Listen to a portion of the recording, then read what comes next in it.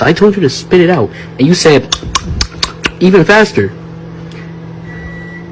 Shut up. Look, bro, you can't just eat butter. You're already fat. Your cholesterol is through the roof. Where are you trying to go? You're not running from this conversation.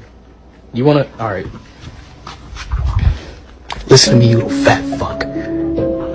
When I tell you to spit something out, you gonna spit it out. You got it? Or we gonna have problems next time. You understand? Now take your little chunky ass to the bathroom or something.